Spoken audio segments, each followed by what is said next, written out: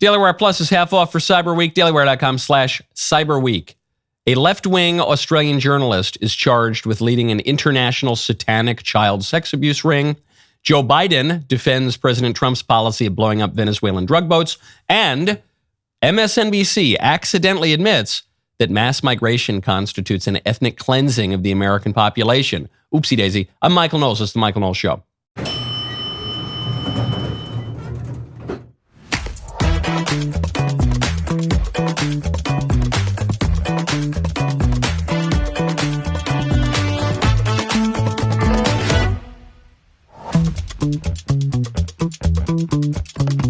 Welcome back to the show. A heartwarming video. A guy on a New York City subway stands up to a subway predator. And there's actually a lot to learn about this. There's even a lot to learn about the predator. This is good. All these videos always end up being terribly sad. Either someone's victimized successfully or someone stands up to the perpetrator and then the guy who stands up goes to jail for 50 years. And in this case, this is a good one. A successful standing up to a predator on a subway. There's a lot to learn as to why it worked. We'll get to that momentarily. First, I want to tell you about Armra. Go to armra.com/Knowles. Self-reliance begins with taking control of your health. Our sponsor, Armra Colostrum, harnesses nature's original blueprint for resilience.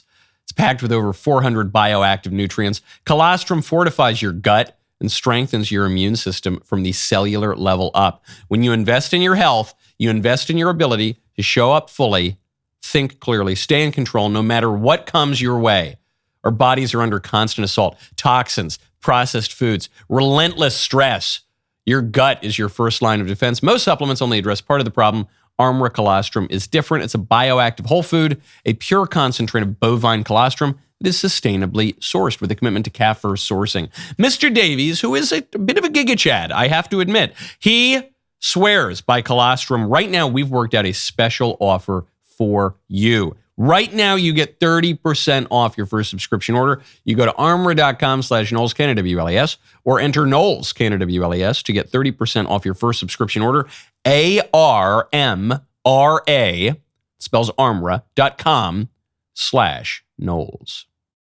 Let us begin with the most horrifying, disturbing story. I'm going to avoid some of the really graphic details and just got to give a hat tip to Andy No here, the greatest reporter on Antifa and the far left probably in the universe. Andy No nabs the details on an Australian journalist who was charged with leading an international satanic child sex abuse material ring. No hyperbole there at all. I'm actually just reading from the report. I'm reading from the charges.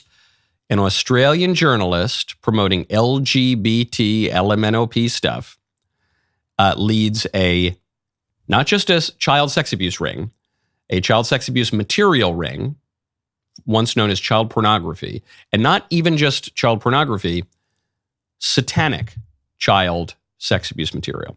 What are the deets? The details are that these suspects, one of whom is an Australian left-wing journalist, distributed child sex and animal abuse content that specifically featured occult ritual themes. Not just your regular atheist child sexual abuse material. No, specifically occult, demonic, satanic themes, which is what it always comes down to. The journalist and queer activist is named Landon Germanata Mills. He runs the Underground Media Network news site on Substack. And what he focuses on specifically is trying to expose racism, to expose victims, the way that our system works to punish people of certain races and sexes, even children, perhaps. That's what he focuses on. And yet, in his private life, he's running the most egregious kind of crime, the most egregious kind of oppression. I don't know, targeting the most vulnerable kind of victims that there are. So he's being accused of running a distribution hub for thousands of pieces of this content, as well as bestiality content. And on top of it all, Not only does he pretend to stand up for the vulnerable and the oppressed, and yet he's one of the cruelest victimizers of the most innocent victims. Let's even just focus in on how he's an animal rights activist. So he's an animal rights activist. There's a picture of him, with a sign talking about how these poor animals are being denied access to water and bathing. And, he's out there defending the animals. And then he distributes material that involves the abuse, not just of human children, but of animals. How does that make sense? On the one hand, he marches, he demonstrates for the protection of animals. On the other hand, he gets off to torturing animals and promotes their torture through pornography. How do you make sense of that? First of all, should go without saying at this point, it's always the ones you most expect. This is not a man bites dog story. Guy who has bizarre, freaky, deviant sexual obsessions does bizarre, freaky, deviant sexual things. That is not the stop the presses kind of story. Yeah. Yes. Right. When there are groups devoted to particularly aberrant, weird sex, probably it's a good idea for investigators to take a little peek into what they're doing, because probably more often than many people might expect, it is in fact the case that some of their freaky, deviant sexual stuff crosses the line into illegality. Yeah, of course. But I want to take a more dispassionate view of this. How people don't understand how it is that you could say we need to defend, even forget about the kids part, which is obviously the most horrifying. Just focus on the animal abuse part. How is it that you go out and say we need to defend animals and stop animal abuse and then promote animal abuse on your porn site? We get our answer from Aristotle, actually. What is it? We're 5 minutes into the show now. That might be the earliest Aristotle has ever come up on the show, despite his being mentioned daily. Aristotle and many other people have observed there are two kinds of virtues.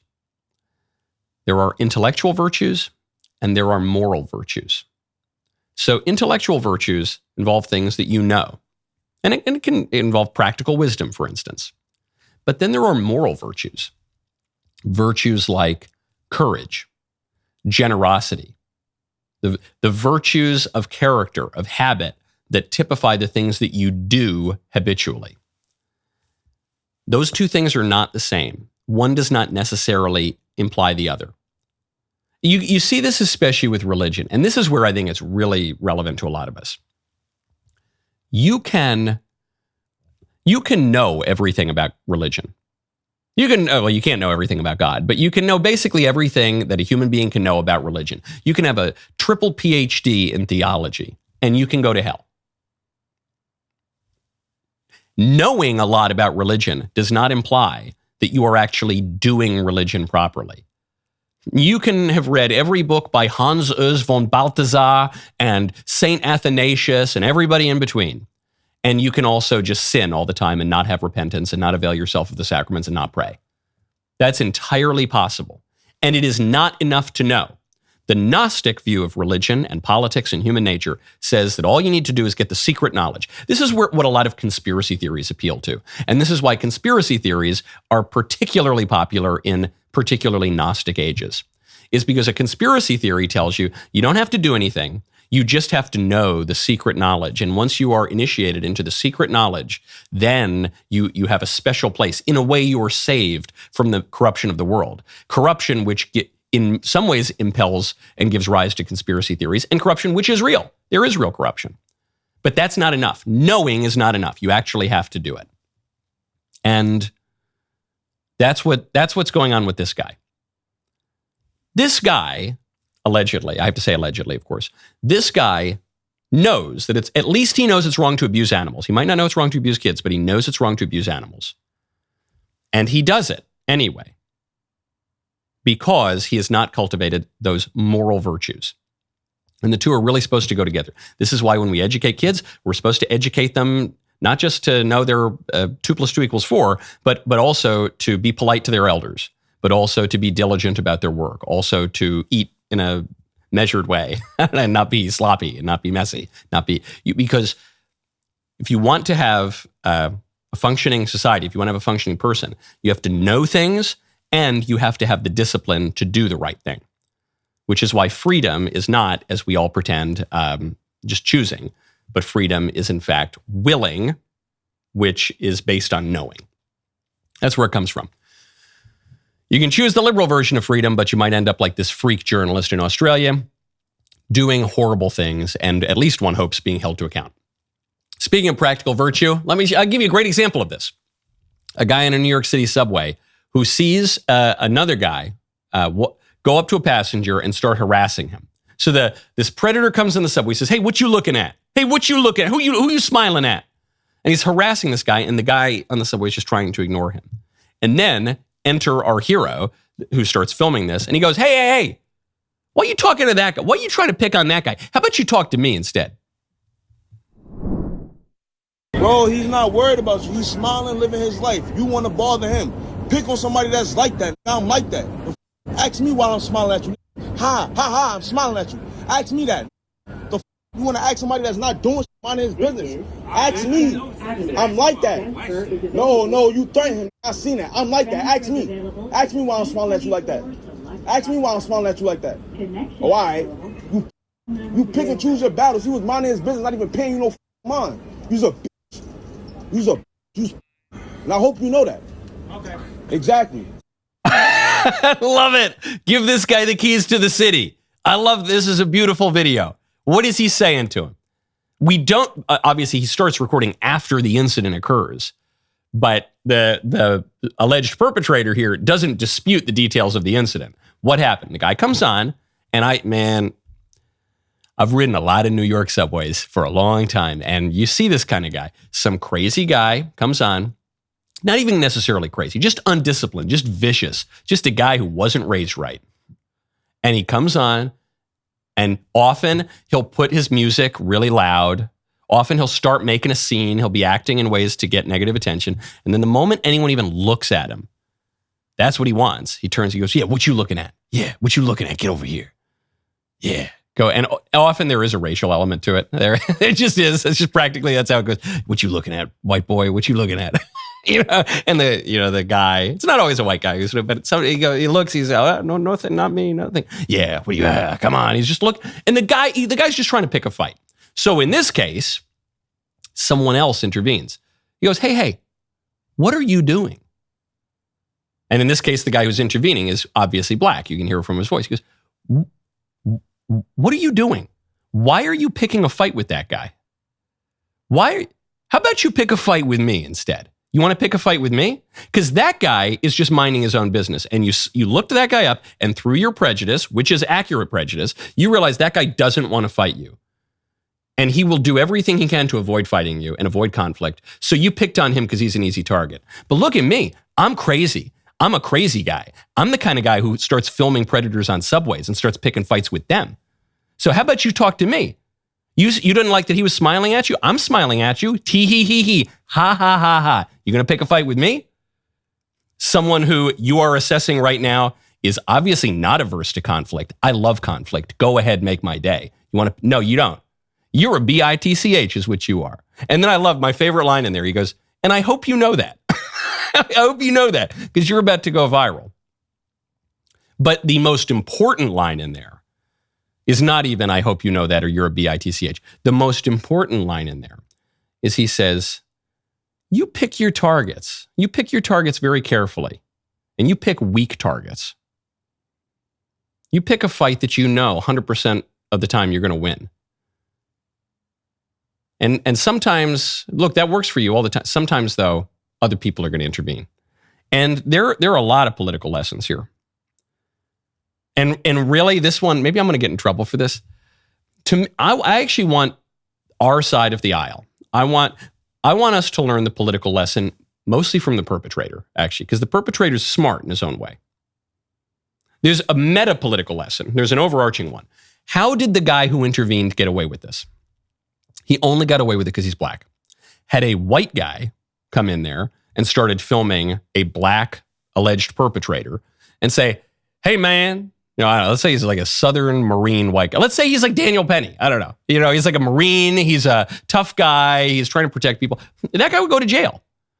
Let's say he's just he's like a Southern white guy, and he comes and go, hey man, you better knock that off. Stop there, stop interfering. That guy would be immediately branded as a Nazi, as a neo-Confederate, as a Klansman by all of the liberal media outlets. The New York Times would run 150 think pieces on it in a week. That guy's life would be ruined. So the only way that this guy goes viral and doesn't have his life ruined and gets some plaudits actually is because he himself is a black guy. And that's just a fact of our political order. Doesn't in any way diminish that guy's courage. That guy's awesome. I want him to get the keys to the city.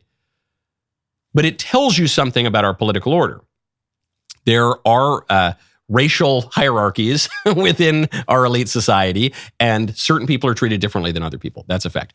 The other lesson I want to take from this is from the predator himself,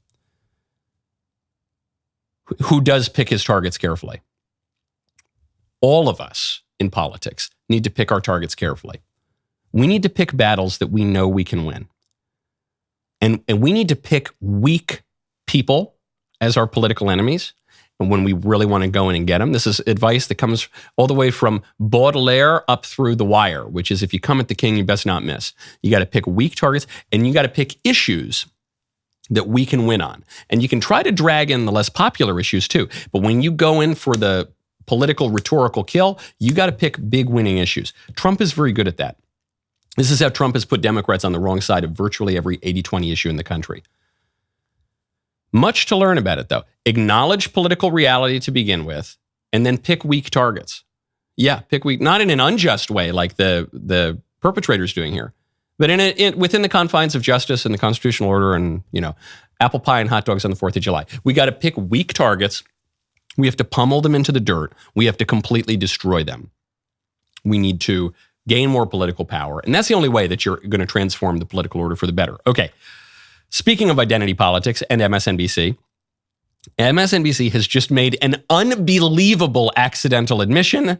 The admission is that mass migration promoted by the left constitutes ethnic cleansing. A great replacement, you might say. We'll get to that in a second. First, I want to tell you about Done with Debt.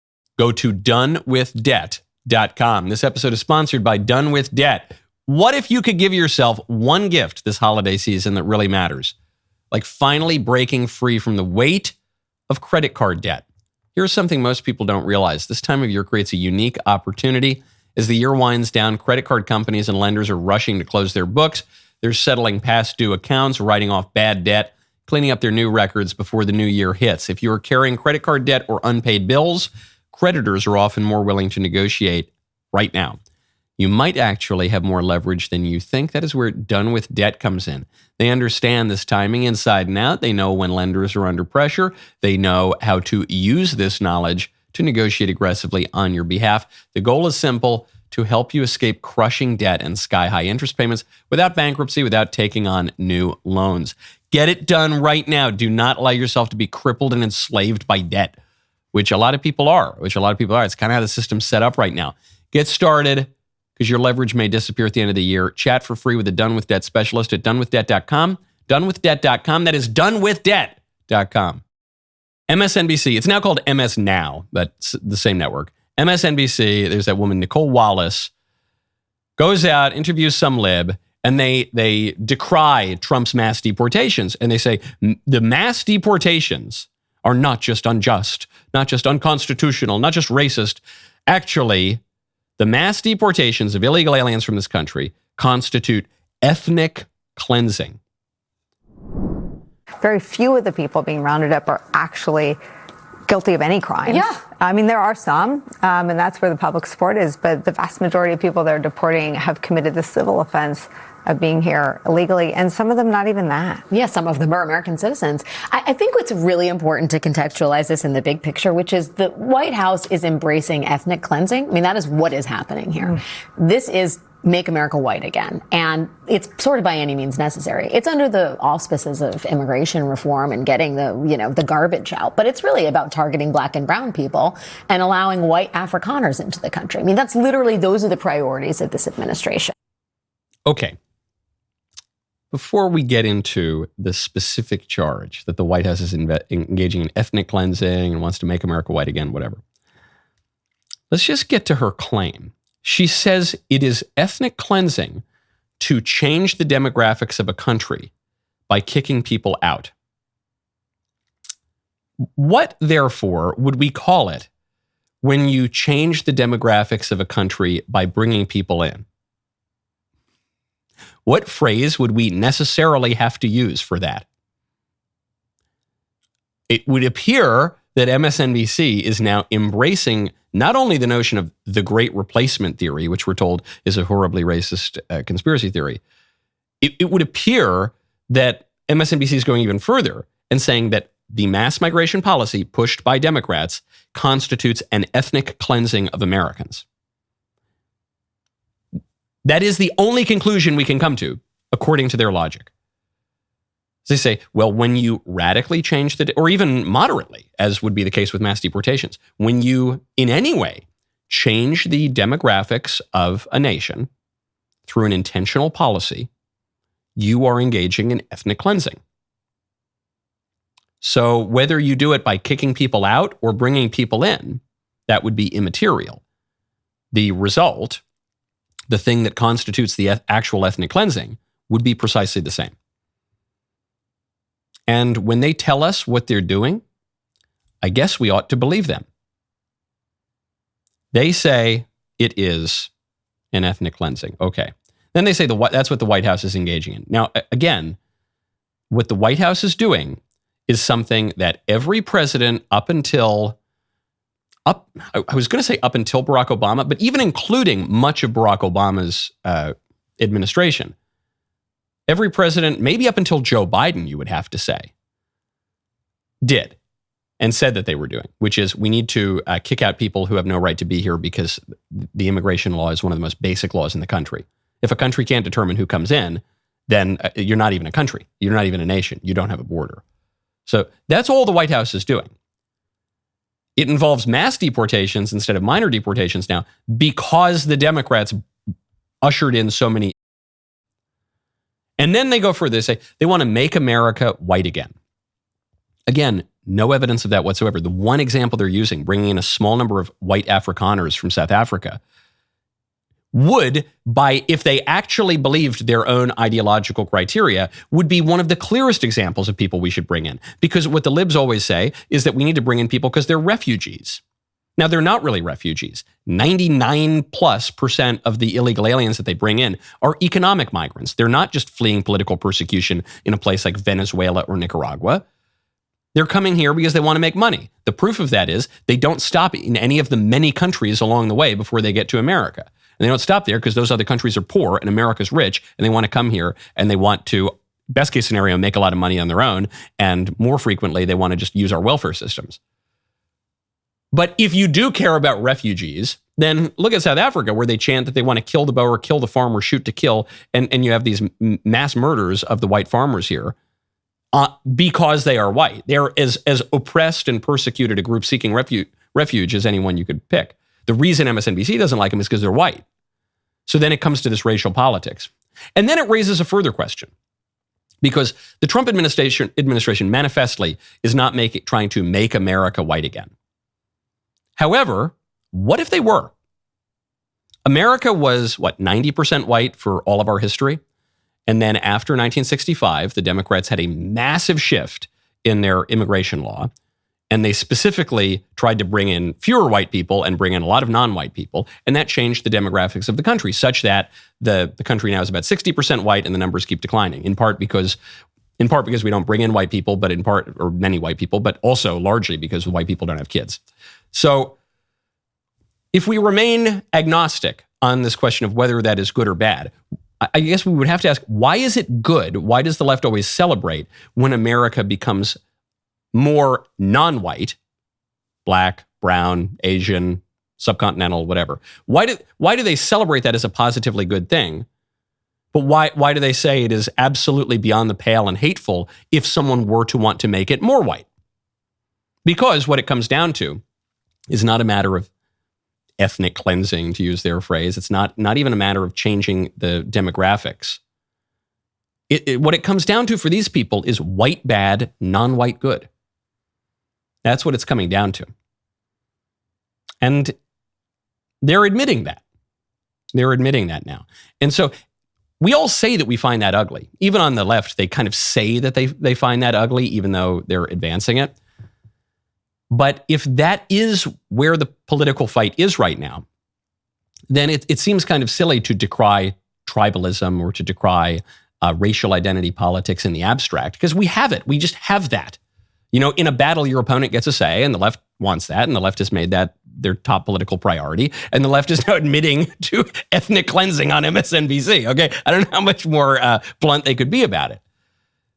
And so you can either ignore it and bury your head in the sand, or you could kind of ape them. You could become a mirror image of them and engage in many of the same mistaken philosophical premises and political premises that they're engaging in.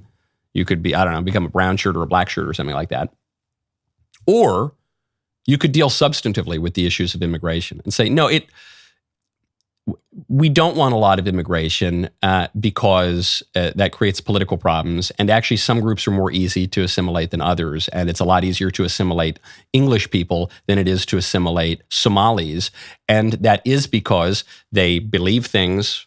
The English are closer to us in belief. The English are closer to us in their language. Though they're, maybe that's the one thing that separates us actually is the English language. The English are closer to us in their traditions and their institutions. We come from England. And the English are closer to us in how they look.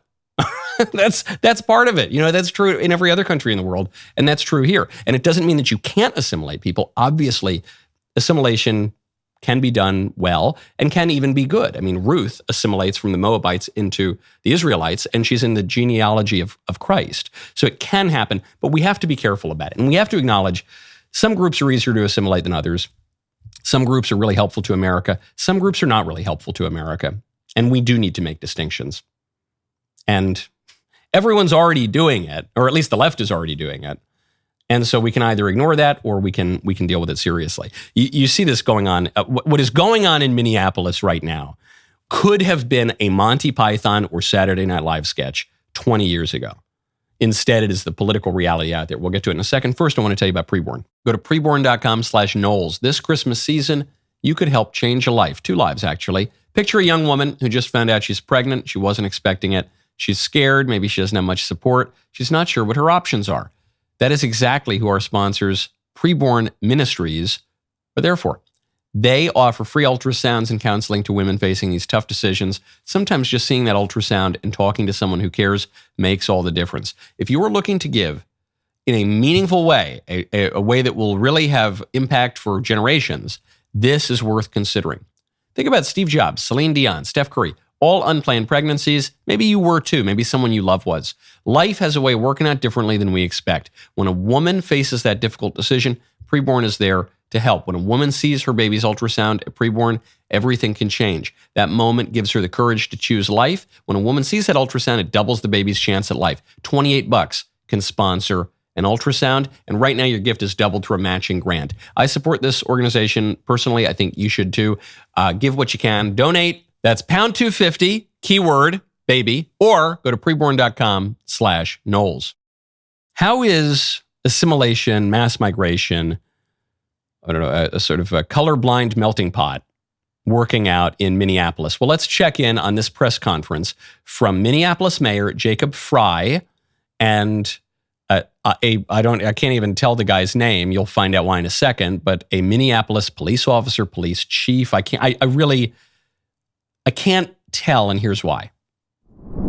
اسمع قانا ayaa ka caawina wixii aragtay inaad samaysid waa fahan Soomaa arinta kale ku soo xigta waxay tahay hadii qof aad u maleynaysid inuu aad hubin inuu yahay dawladda inuu ka soco sida ICE oo kale inuu yahay ama uu yahay askari oo aad hubin inuu askari run yahay qof kasta iska soo xiran kara dharka waxaan ku leenahay waxaan soo wacda Minneapolis Police 911 911. Okay, I don't speak Star Wars, so we can end it right here. But the reason I'm laughing is because you got this mayor, Jacob Frey. I still don't know how to pronounce his name, but he's standing there, white as the freshly driven snow, and he's listening to this Jabba the Hutt talk. And he's there,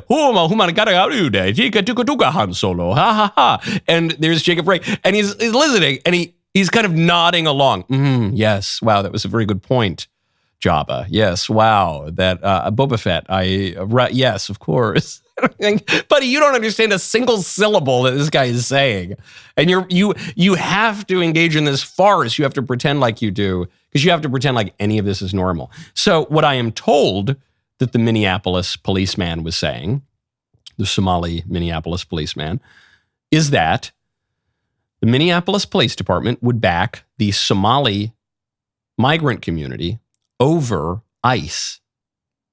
That the Minneapolis police, it is funny too. I mean, since we're speaking of racial politics, it is funny that this Somali crisis, this fraud crisis, this crime crisis, this terrorism crisis, the fact that they're speaking this foreign gobbledygook, that it's taking place in like the whitest place ever in the history of America. It is listen, I'm a little bit Sicilian. Okay, so I'm like Rwandan compared to the native Minnesotan population. These Scandinavian northern people who are white and blonde. And the fact that the Somali thing is happening there is hilarious. What is less hilarious is that that the police department is saying, hey, we will back the criminals and the fraudsters and the terror funders, these people who should not be here. We're going to back you over federal law enforcement. There is a word for this. It's a word that the Democrats used for years to refer to a horn hat guy taking selfies in the Capitol. But I think it's a little more apt here. That this is an insurrection. This is a threat to our constitutional order. This is an assault on our democracy. All of the things that the libs pretend that they care about is really happening in Minnesota. And it's not that the libs have changed their principles suddenly. It's that their faction, their specific identity groups that they consider to be on their faction are on one side of the issue, and they back their people. That's what it's about. It has nothing to do with principles. It has nothing to do even with hypocrisy. You can look at them and say, you hypocrites, hypocrisy. It's useless. You're wasting the precious breath in your lungs. It doesn't matter. That's so beside the point. They view politics as battle between specific peoples, friends and enemies. And I don't care. They are thrilled to hear that the Somali Minnesota guy, if they can understand the Tatooine dialect, they're thrilled to hear that they're going to oppose federal law, because our democracy doesn't mean a damn if it's going to oppose their specific interest groups. Speaking of Somali fraud, Ilhan Omar goes on CNN to explain. Jake Tapper, who at least, I don't know if he really is centrist left or slightly moderate, but he at least plays a moderate on TV.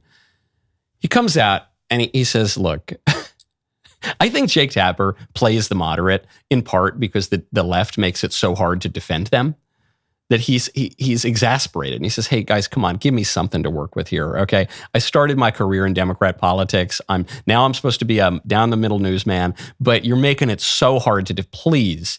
Hey, Ilhan, can you please give me a decent explanation as to why all the Somalis are committing fraud and funding terrorism in Minnesota? Can you shed any light on why the fraud got so out of control in Minnesota? I think what happened is that, when you have these kind of new programs that are designed to help people, you're oftentimes relying on third parties to be able to facilitate. And I just think that a lot of the COVID programs that were set up, they were set up so quickly that a lot of the guardrails did not get created. I'm going to teach everyone a word today. Maybe some of you know it. You're a highly educated and occasionally pretentious audience. So but this is a word, I just learned this word a week or two ago.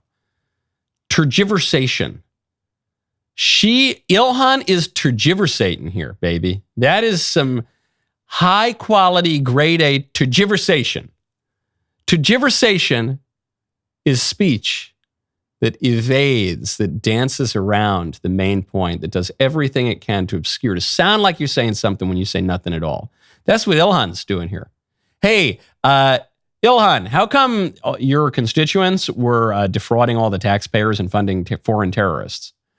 Well, I think it has to do actually with the COVID. What? COVID. I think global warming actually is why you understand that all the Somalis had to fund the terrorists by defrauding taxpayers. It was because of overpopulation. I think maybe it was because of, you see, the Easter Bunny, I think it was. Okay, that's it. She's tergiversating because she got no answer. Because what really happened is that the Democrats completely got caught with their pants down here. They got caught with their hijabs down. They got caught with their burqas down. They have imported lots and lots of people who do not contribute to America. And I don't even believe that the only people that we should consider taking into America are those who can contribute. That would be the strict, I don't know, libertarian or economic or kind of neoliberal view of why we should take people in. Whenever they justify immigration, it's always, they add so much to our economy. But I don't think that's true. I think it is a good thing for polities to take in at least a limited number of refugees. I think that is a good thing to do because we're all children of God and because, we were strangers in the land of Egypt. And I think that can be good in a limited, circumscribed way. But they're not refugees either. I mean, they live in bad countries. Somalia sucks, obviously. It's a terrible country, but that would not be a sufficient reason to take a whole nation of people in. It have to be a real kind of specific oppression that, wouldn't totally undermine our political order. And here, they got nothing. They don't contribute to the country. They're not refugees in any meaningful sense of that term. They are fraudsters. They do commit a ton of crime. They absolutely rape our welfare system. And they don't believe the same things that we believe, so they don't really assimilate. They don't speak our language. They speak Star Wars, and they fund terrorists overseas. There is no reason to bring them in other than to completely reshape the American political order, which is the polite way of saying, the way that MSNBC calls it is they call it ethnic cleansing. That's it. So if I were Ilhan Omar, I'd be tergiversating too, because I would have no explanation for that. Now, speaking of the liberal arguments for this, it's coming down to, economic benefits and this and that, welfare and all this. And this ties into a related problem, which is, have you noticed that some people really require food stamps and welfare, and I think it's good to have a welfare system for those people. Some people abuse it. And have you noticed how many very, very, very fat people take food stamps, take money from you to pay for their food? Well, this ties in also with our yes or no game I just played with Reed Choi. Should there be a weight limit to qualify for SNAP benefits? What do angels look like? Did Japan deserve to get nuked? Find out more. All these answers and so much more in the latest yes or no with Reed Choi. Is insulting an Italian woman's cooking still less dangerous than being near an Asian woman driving?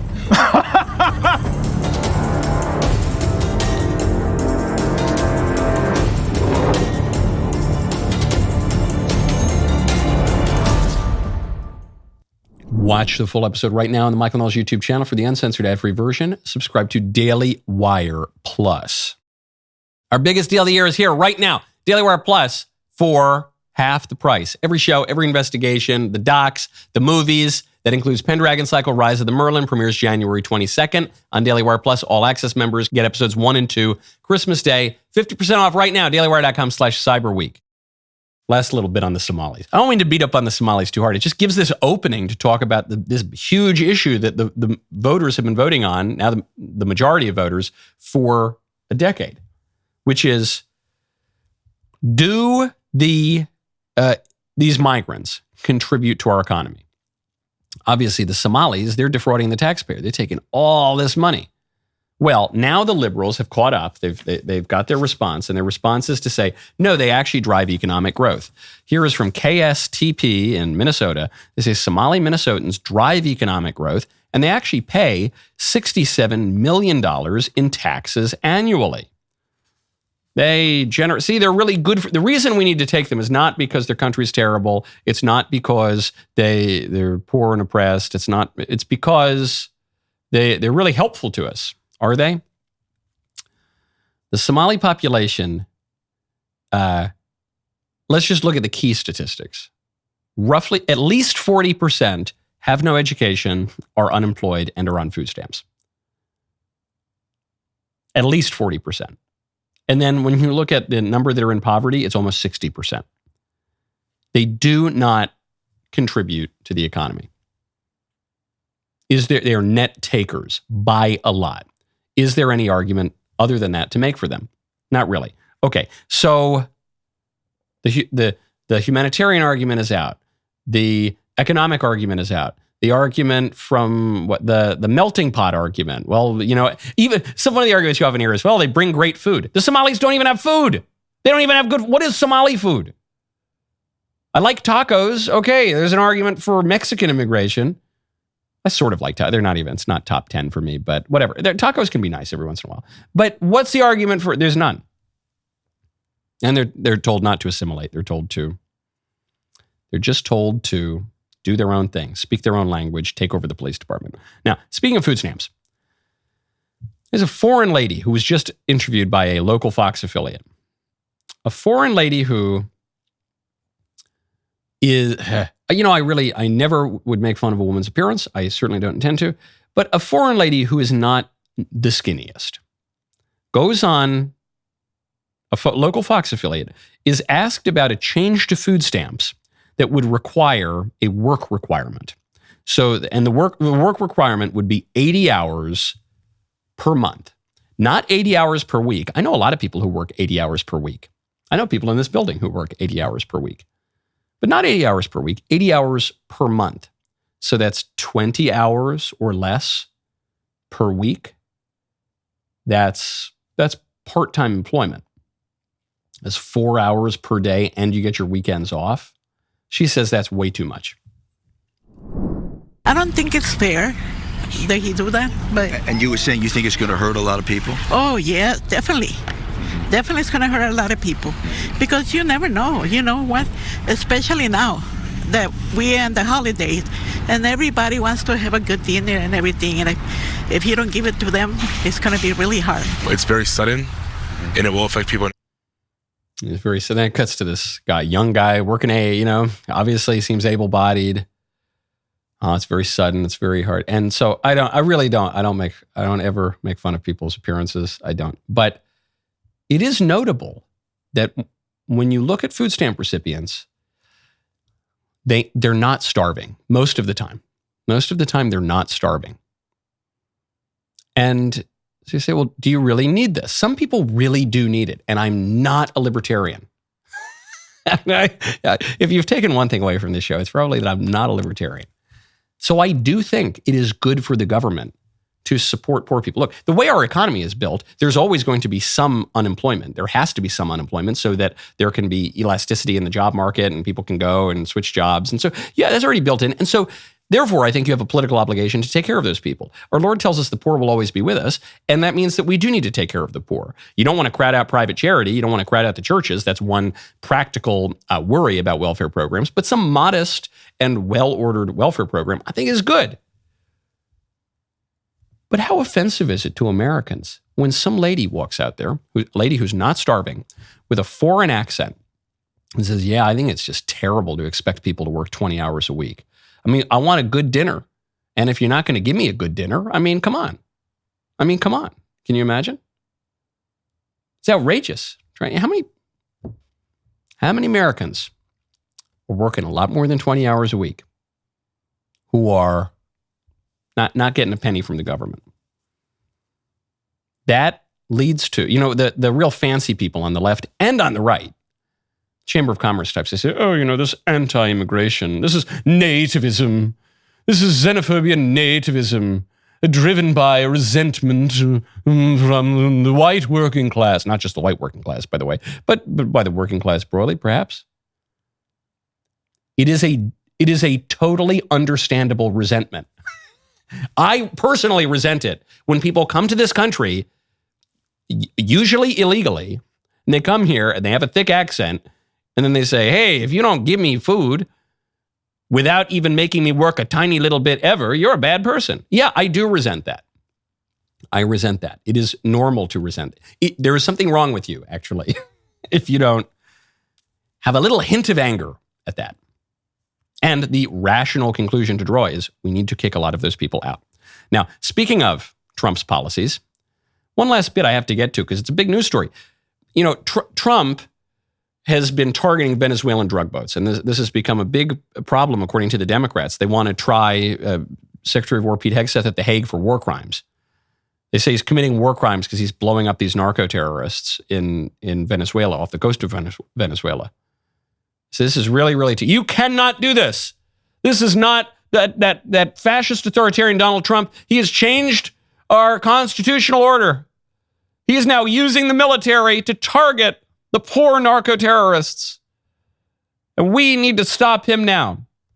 Well, Trump's policy is being defended by an unlikely source. It's the most recent Democrat president. That would be Joe Biden, who used those exact words, actually, narco-terrorism. Joe Biden has backed Donald Trump's policy 100%. Every president for the past 2 decades, Democrat and Republican alike, has declared war on drugs. And each of them has lost that war and lost it miserably. They lost because they attempted to deal with only part of the drug problem. They lost because their initiatives were pulled apart by bureaucratic squabbling among their advisors. They lost because they always did too little and they did it too late. We don't oppose the president's plan. All we want to do is strengthen it. We don't doubt his resolve. All we want to do is stiffen it. The trouble is that the president's proposals are not big enough to deal with the problem. We think we should do more to stem the flow of drugs across our borders, and we think we should go one step further. Let's go after the drug lords where they live, with an international strike force. There must be no safe haven for these narco-terrorists, and they must know it. We have to lock up the dealers for a long, long time, and we have to attack the source from which the drugs come. Beautifully said. I thought this was AI. When it was Mays who posted this. Got to give a big hat tip to Mays here for finding this. No, that's a real quote. Narco-terrorists, even he says. We need an international strike force to hit these narco-terrorists where they live, where they are, to stop the drugs from coming in the first place. The closest thing that the Democrats have to a serious scandal from the Trump administration right now, the one they're doubling down on, they're gearing up if they win the midterms for their investigations, their subpoenas. They want to try Pete Hegseth for war crimes, for doing something that their most recent president explicitly called for. Joe Biden, in that televised address, by the way, speaking for the Democrat Party, not even just some weird thought that popped into his head during an interview, giving an address speaking for the Democrat Party, saying, I want to do exactly what Donald Trump is doing 30 years from now. 26 years from now, because that was in 1989. What changed? What changed is not the principle. What changed is not the issue. What changed, it's not even the hypocrisy. What changed is, in those days, the Democrats, at least ostensibly, were on the side of the Americans against the foreign narco-terrorists. And now, the Democrats are on the side of the foreign narco-terrorists. Back in the old days, when the Democrats were in favor of mass deportations for illegal aliens and for closing up the border and all that, they were on the side of Americans. Now they are on the side of the foreigners, and they are against Americans. That's it. That's all that changed. The issue didn't change. The hypocrisy didn't change. It's just they picked a different side. They decided to pick a different team, a different faction, and now we don't have a common enemy. Now, in their minds, their enemy is you. Today is Theology Thursday. The rest of the show continues now. You do not want to miss it. Become a member. Use code Knowles, KNOWLAS at checkout for 2 months free on all annual plans.